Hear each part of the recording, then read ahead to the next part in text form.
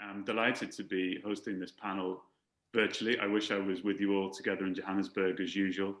It's very kind of you to give Standard Chartered the chance not only to sponsor the conference, but also to chair this panel. Really, the guests today don't need any introduction. Everybody, I'm sure, who's watching this will know my colleague and friends, James Geldenhuys from Nedbank, where he's head of aviation, and David Minty, who is head of aviation at Investec, head of aviation for Africa at Investec. We should start with a question to each of you. How are you feeling about the industry now, more broadly, outside of Africa, and also specifically with respect to what you're seeing with your African airline clients? And maybe, David, you want to lead off with that and tell us how the last 6 months have been for Investec and what you're seeing going on in the market, and hopefully some good news about maybe a turning of the corner as well. Yeah, so, it's been a really difficult time. As everyone knows, I think this is probably the worst pandemic that the industry has ever been through. That said, I think the industry has recovered from pandemics in the past, so it's, I guess we do hold thumbs that there will be a recovery at the end of this tunnel. If one looks at global trends, what we've been sort of trying to track sort of overall flights. And at one point in time, sort of during the European summer, air traffic levels were back up to sort of 80% of prior levels in terms of aircraft in the sky, not in terms of load factors or passengers, but that was quite positive from probably 10% 3 months before that.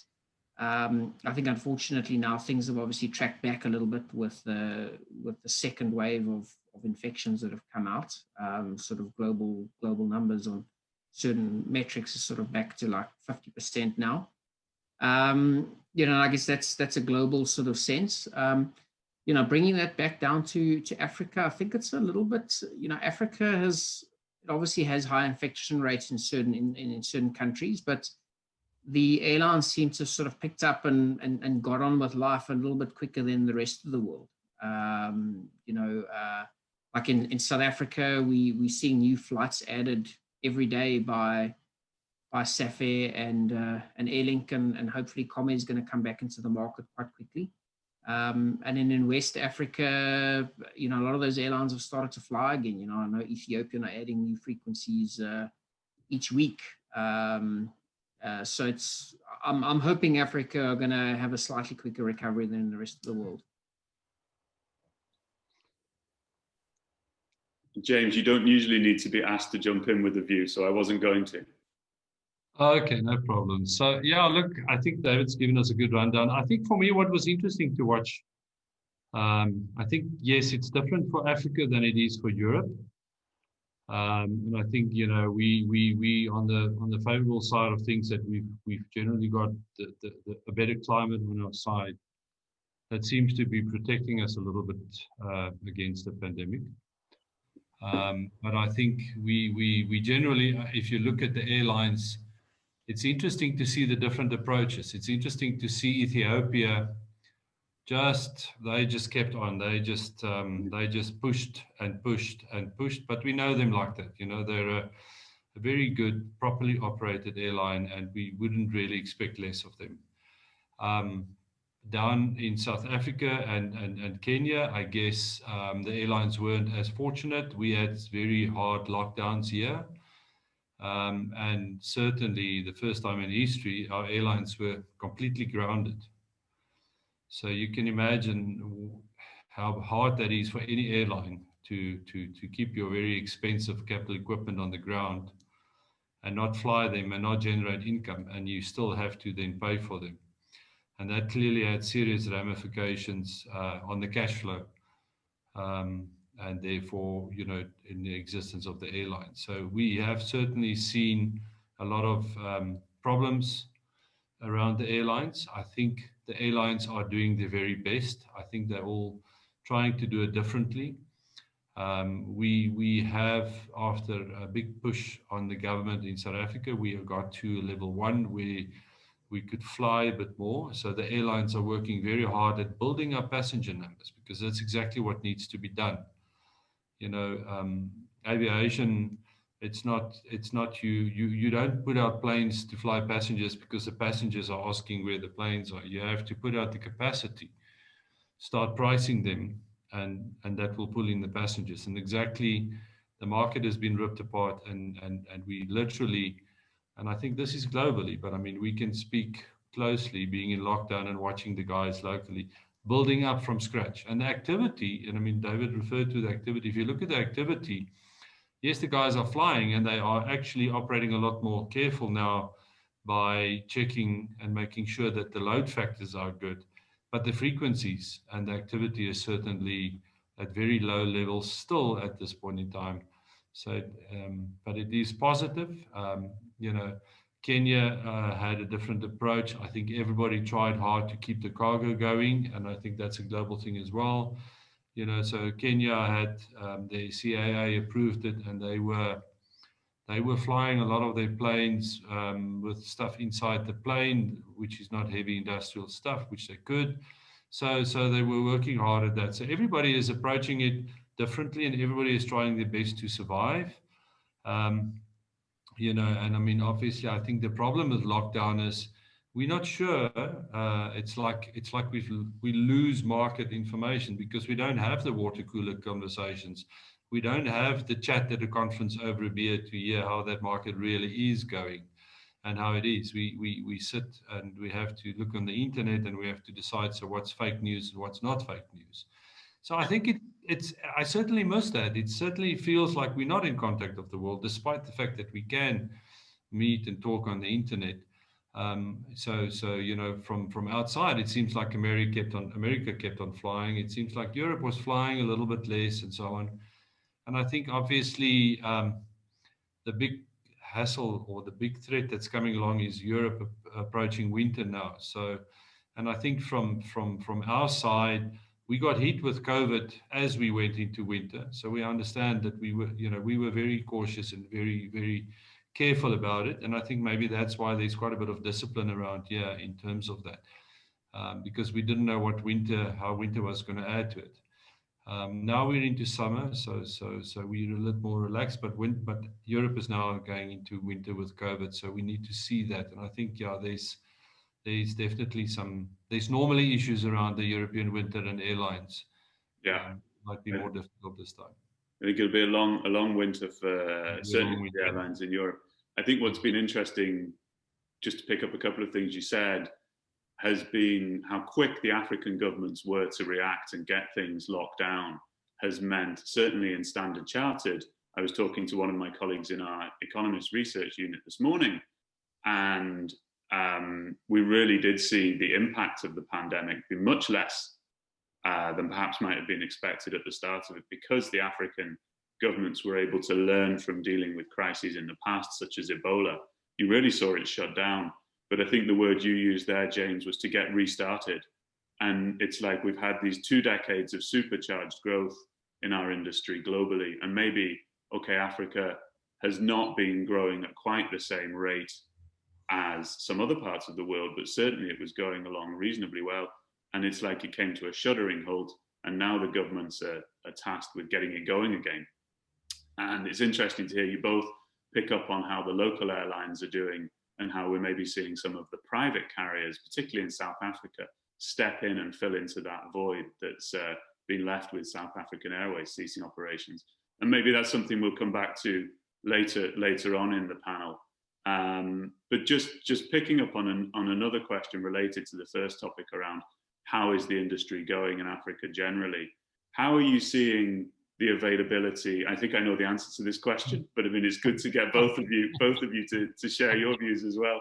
How are you seeing the availability of financing for the airlines in Africa when they come to look at deliveries this year? Indeed, are we seeing many new deliveries planning on going into Africa over this year and next year? I know that we're hearing about airline deferrals and so on. So I welcome both your views on the availability of financing for the airlines in Africa. I don't think the availability in Africa is different than what it is globally. I think the big thing with aircraft finance globally and on the continent is the fact that values are uncertain. And then, you also sit with the issue around dollar liquidity. This is a dollar-driven market. Those are factors at play. So I think pricing has certainly gone up for everybody. So, it's the old story that anything has a price. So if there's a price, then, somehow there will be availability. But if you try and go back to what we consider normal aircraft finance, I think the big issue for any aircraft financier on a global basis is the forecast risk, is the fact that you have to get your mind around how will this airline perform? How many passengers will actually be on the plane? Will the borders be open? I think we all struggle with that the big thing that a lot of people are not talking about is how soon will international borders open? Will international borders open for everybody on the same basis? I think not. So I think for me, it's clear that on a regional basis, it will work better because the governments are generally closer to each other. But the finance relies on the fact that you can forecast and can see how the business is going to run. So that gets credit committees super nervous because they don't know. You know how we talk about this in credit committees. What's the load factor? What's the use of the plane? How often do you fly? So now you want to finance a plane and you leave it on the ground and you're not income generating. So I think the finance is available. I think it's definitely much more difficult. And I think it's, and it's for real reasons. So I really don't think that anybody should buy a plane and finance it and park it. That doesn't work in any business plan. Yeah, certainly outside of Africa, we've seen a gravitation. We've seen a lot of banks commercial banks resound from the market, and we've seen pricing go up. But we've also seen a clear gravitation towards the flag carriers and the strongest credits. In fact, that part of the market, David, I think is actually becoming quite compressed. And I guess when you look at the African airlines, one of the things that credit committees will be asking people is, well, how strong is the government support for the airline? And obviously we're seeing, and I know, David, that's something that you guys have been focusing on as you've looked at a number of your customers and potential transactions, is we're seeing different approaches to government support right across the continent, right? Yeah, spot on. So I think, look, the big differential, I guess, between Africa and let's use Europe as an example is, this pandemic sort of struck and a lot of the European governments all stood up and said, okay, we're going to support the industry wholeheartedly. COVID loan schemes, you read about the big names, Lufthansa and KLM and all those sorts of guys getting big support very, very quickly. Africa hasn't unfortunately been like that, but I think there have been sort of pockets of it where there has been big local ownership in airlines, where they've previously sort of gotten support from the governments. I guess it's maybe not the best example, but SAA has continued to be supported by the local government, albeit they're not flying. But they are working through the business rescue process. And then we've seen pockets in Central Africa and sort of West Africa where airlines have managed to get additional support from their local governments. It hasn't been wholesale, here's a big empty checkbook, but there have been instances where loan repayments and the likes have been kept up to date by governments sort of stepping in. Yeah, no, and I suppose the other way that the governments can help is by working with, I suppose, African-focused lending institutions such as ourselves to give soft comfort around what support they'll extend to airlines, and also with the African-focused development banks and the export credit agencies, who it feels to me are going to have to step up and play a really important role for financing deliveries for African airlines over the next 12, 18, 24 months. Because I think when banks look at the pure credit case for some of the airlines who have orders, it's going to be more challenging based on what you're saying, James, and what I think we're all seeing in the market.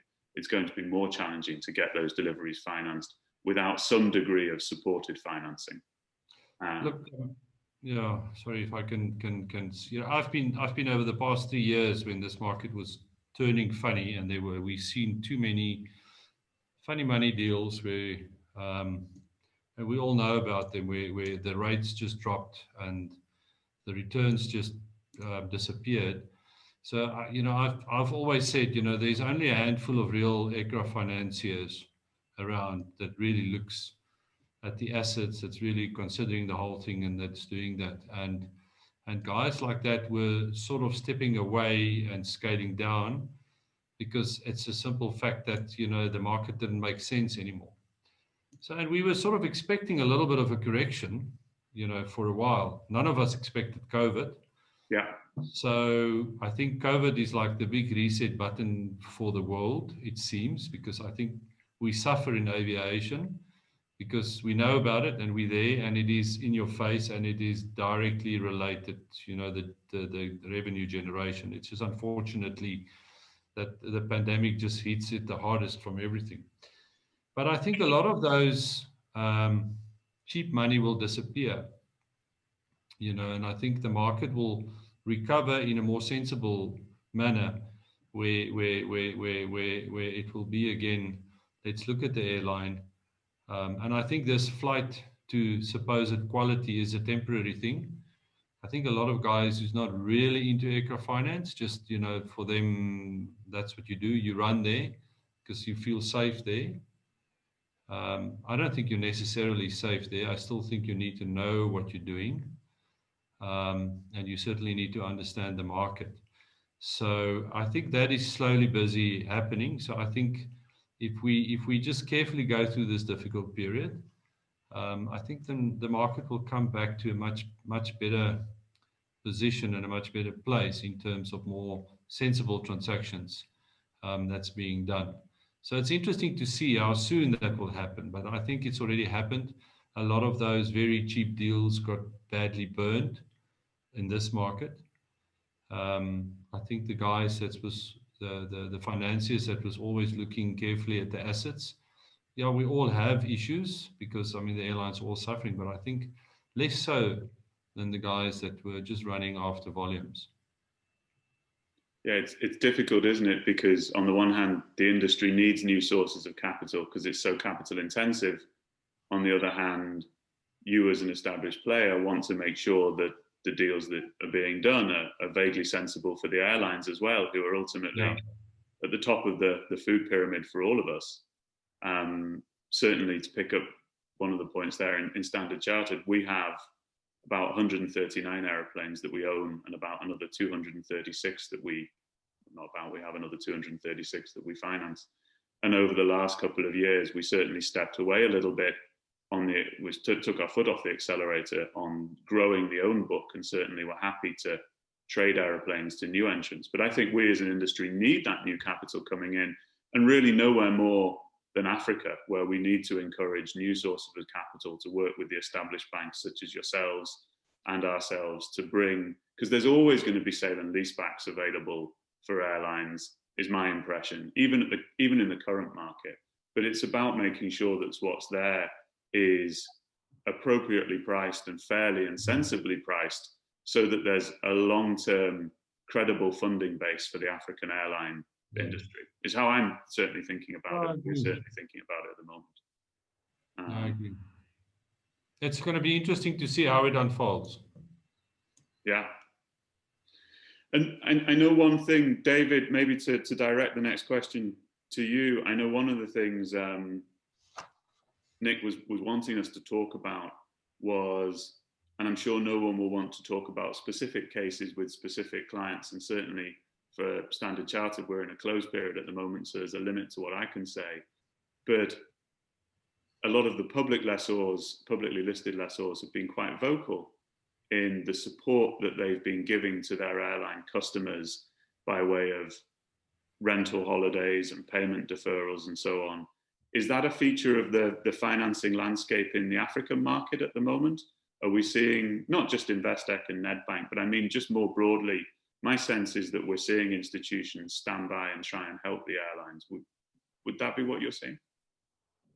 Yeah, I think we have seen a big level of support from finance institutions and lessors, and I think a lot of it has really been focused around, or the success stories that I've heard of has been where you've had sort of a collective bringing together of let's work together, as opposed to the airline just going to the finance house or the lessor and saying, I can't pay you, please give me a rent holiday and I'll catch it up sometime. It's been where there's been good, strong relationships where there's been a give and take from both parties, where the lessor has given a rent holiday, but he's also got a lease extension as part of that. And then the lessees, it's been a win-win situation. So I think there've been plenty sort of success stories where you've seen that level of sort of collaboration come in and people working together across the continent, really. Yeah. And James, on your side, I know that you're a financier to a number of lessors as well. Have you seen lessors looking to work with the African airlines over this period? Yeah, I certainly, that's definitely the good news story of COVID. Wherever you go and whoever you talk to, the guys are actually understanding that this is a big problem for everybody. And everybody is willing to see what they can bring to the party. And it's obviously different for different people. But I've certainly seen a big willingness from the lessors to come to the party. And I mean, it's not a free for all. I mean, it's always a give and take. So the lessors will say, and let's have a look and see. So I think everybody is assisting the airlines in terms of immediate cash flow. And expecting it to come right. And once again, we get back to the forecast risk. So that's the difficult part. We all started off and we all thought, wow, we're gonna deal this thing. We're gonna help everybody for 3 months. And we thought, okay, maybe not 3 months, maybe 6 months. And well, I think we're now at the point where we realize, okay, it's not 6 months. It's going to be 12 months. And I think the continent is no different from what I see globally. I really see it the same. I can say that I had a very good experience with some of the lessors locally, where they are really, really bending over backwards. One or two of them were playing a little bit of games, but the majority of them sort of, before being asked, put up their hand and say, can we assist? We would even be talking. So, but the airline didn't ask, and but sometimes the airlines are, they're embarrassed because they're in trouble. But I've certainly just seen it from everywhere. And I mean, if you talk to the various ECAs, the same thing. This is a global thing. There's an understanding that if we can do this together, we can make it work. Some days when I feel less positive, I'll say we're falling down a hole. So best we hold hands so that we fall down at the same time. So, but generally, I think if we hold hands and we do this together, the impact will be less, and it's just a matter of time passing until we do get a vaccine. Because obviously, the big threat in this whole thing is the nervousness and the concern that everybody has, and it's not just the credit committees; it's everybody. So the moment that we get to a point where we can say, okay, we actually can deal with this, and it's already better because we've learned now that we can actually, just by the simple washing hands, wearing a mask, limit your movement, we can actually deal it. Okay.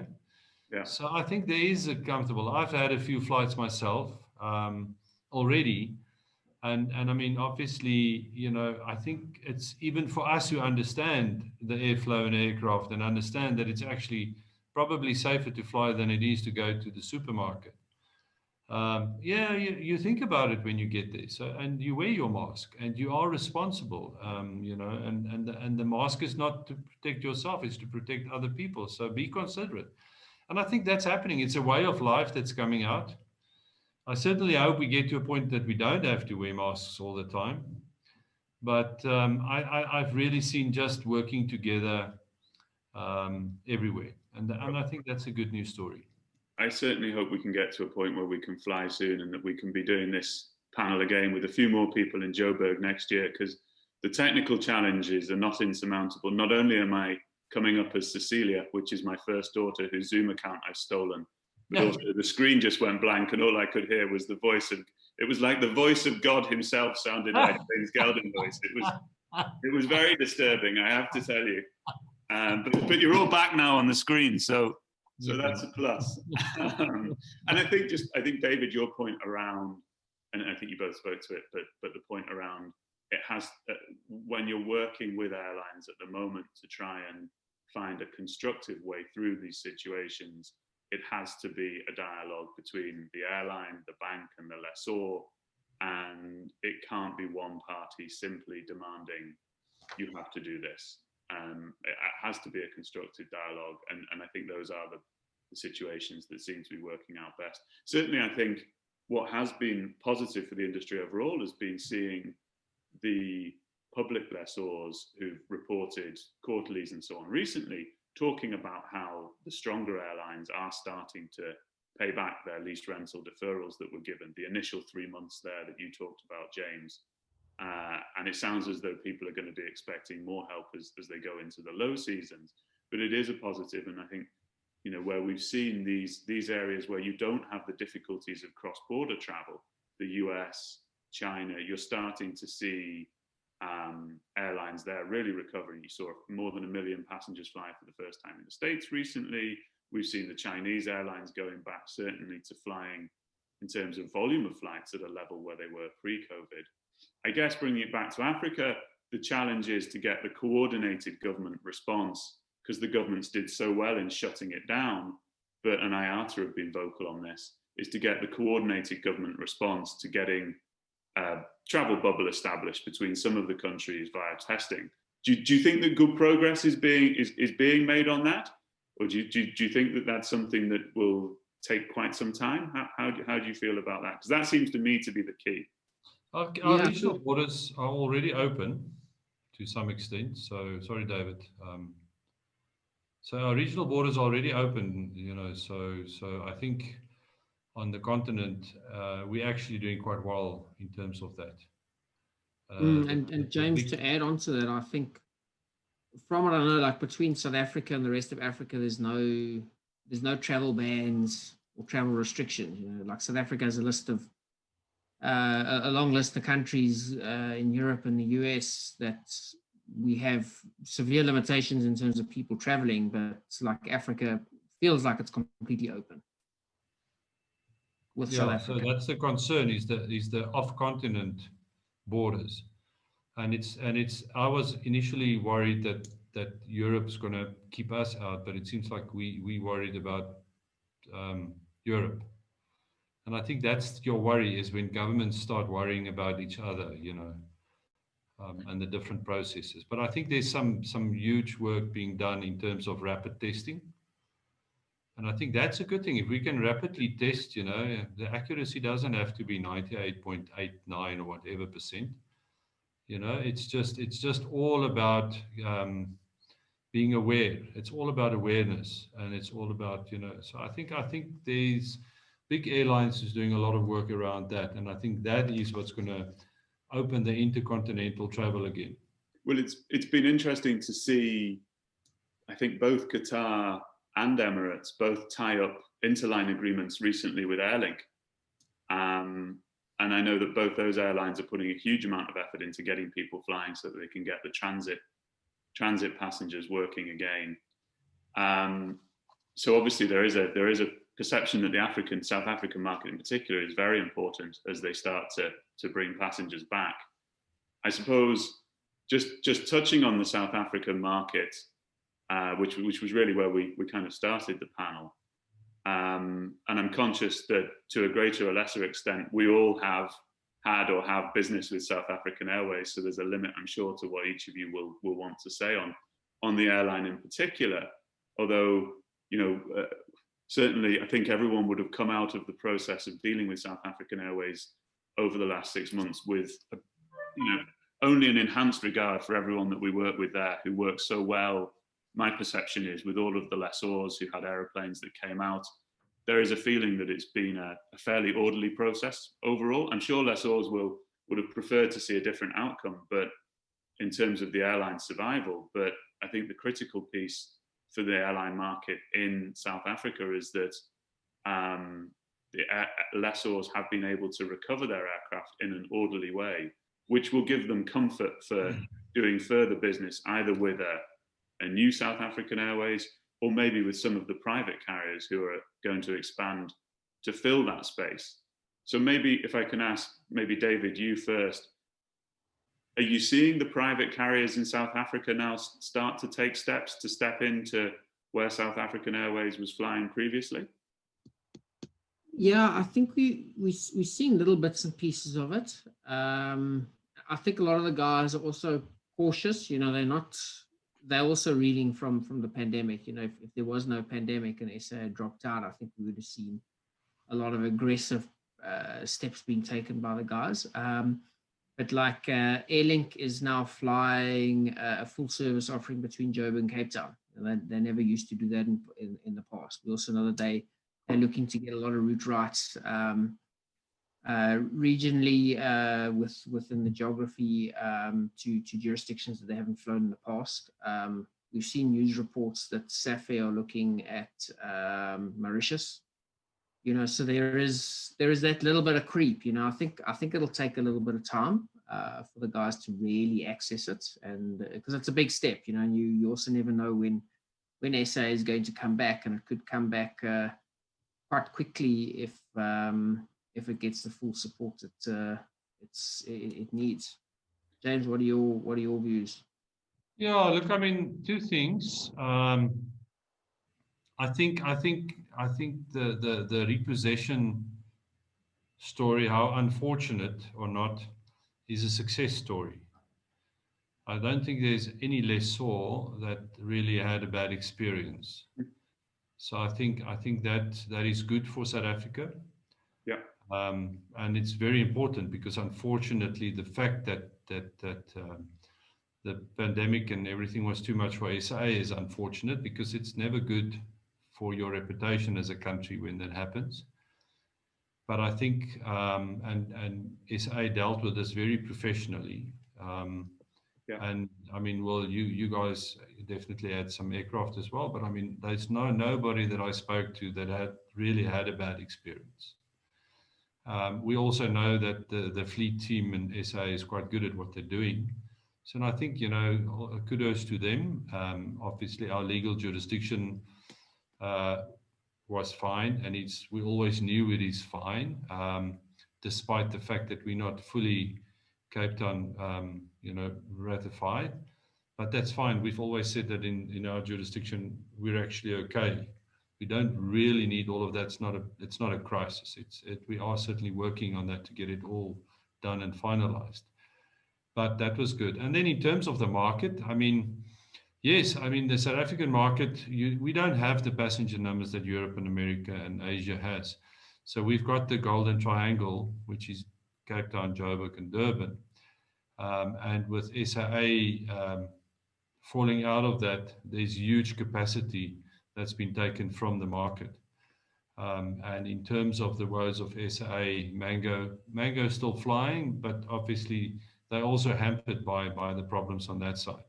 So there's huge opportunities. But like David said, with the pandemic, after everybody being grounded, you have to now start building it up. And like I've referred earlier on, the activity is very low. So certainly somebody like Airlink jumped onto the hub or the Golden Triangle because the regional routes, which they were normally servicing, were not open for a while. So in South Africa, we had certain airports, a gradual approach in opening airports. But that automatically, the pandemic actually pushed them onto that market, which is actually nice because I bring a different service offering. We used to have the Kalulas and the Fly Safes, which is the low cost, and the Mango, which is 738s. So very different product offering. where Airlink is doing this with the E-Jets, which is absolutely very comfortable. The nice thing with the E-Jet, it's 2 seats on a side. So all of a sudden, now with COVID, there's this big thing in the media, everybody talking about the middle seat. So one of Airlink's strong points, as they say, is they don't have a middle seat. They've got 2 seats aside. So, and like David said, they do a full service offering, which is quite convenient. So the market adapts quickly, and the market keeps on offering, these things. And they're also certainly stepping up to where SA was flying the more stronger regional routes. Airlink is certainly stepping up to that. And then Mauritius, clearly, that's always a good route for South Africa. And with the issues with Air Mauritius, there is certainly capacity needed on that route. So I think we will definitely see all the South African operators on that route. Yeah. Maybe just to take it away from the South African market and talk about some of the other key markets around. It's been your point there about getting the right type of aeroplanes. Now, I know you meant the right type of aeroplane, so you can have a relaxing flight. But from an airline's perspective, the right type of aeroplanes in terms of the gauge and the number of seats they're putting into the routes. It's been interesting to see some of the A220 really start to be pushed by Airbus across the continent. And I know Philippe and the Airbus team, and for the point of balance, we'll talk about the MAX in a minute. But I know that the whole Airbus team will be delighted to have seen their big order with Green Africa in Nigeria. And we're starting to see the sort of might of Airbus really get behind that aircraft type. Are you guys active in looking at financing opportunities for regional jets outside of the kind of Southern African market? Are you looking in West Africa? And tell me what you're up to and how you're thinking about that asset type. Yeah, so it's interesting that you touched on the 220 because it's really new technology. It has really efficient economics and the likes. And like the likes of Aerostral are also taking delivery of some of those as well. And I think it's an interesting type. And in Africa, you're never going to have massive demand for flights intra-continent. You're not going to be able to fill a 737 900 on a regular basis on every route. And there's a lot of route development. As James correctly stated at the start of this, like you have to put the aircraft there. You've got to offer the supply, and then the demand will come. But you've got to start that with the right aircraft type. So I think for a long time, and I think a long time still to come, regional aircraft will have a very important role in route development on the continent. And especially sort of feeding. You look at also like an Ethiopian. An Ethiopian has a big fleet of Q400s, and they feed traffic in and they feed traffic out. So there's definitely a demand for that. And it's just about finding the right airline with the right business plan to get those sorts of deals over the line. Yeah, I think the important point there is the gauge up, and I think when this thing happened, one of the things that we would talk to credit about is if the airline has a variety of gauges, it's actually good. So if you just sit with wide bodies, then you're stuck. You have to park them. If you have your 73s and your 320s, you can start to fly them now. But actually, the E-Jets are actually quite successful at this point in time. The A220s, I agree with David, they're great planes, but they're new technology, and I think they will definitely grow into that. But we've always had this view that the regionals, we will look at them, but we tried to do it closer to home. We were scared to just go too far out with them. They tend to be at smaller airlines, so your whole set of risk parameters are slightly different. We're very much into some of the E-Jet portfolios or the regional jet portfolios out there. So we've got exposure on that, which is not just close to home, which is actually on a global basis. But on Africa, I think it's clear from the airlines. I mean, like David said, the Q400s in the instance of Ethiopia is very important in that airline. the E-Jets at Kenya is the backbone of the company there. You know, so and they've also got some Q400s. So I think an Airlink is showing now that you don't need a 737 to fly to Joburg and Cape Town. You can do it with the E-Jet. There will be a time that arrives when the economies of scale will push the regional jets out of the high density routes, but by that time the regional routes will be open again and you can focus them at that stage. But I think the pandemic also brought to our attention the gauge agility, and that you need to have different gauges. And you know, if you just run one gauge when it's all going well, it's a favorite LCC model, that to say we only do 320s or we only do 738s. But that only works when things are normal. You know, at the moment when things are not normal, it's different. And I think there's huge opportunities in the regional market to pick up some of those aircraft and going on that. So I think that's certainly is something that needs to happen in Africa, and it's been wanting to happen for a long time. And if you look at the regionals in America, you know, that's where it just at some stage it just exploded, and it's a big regional market.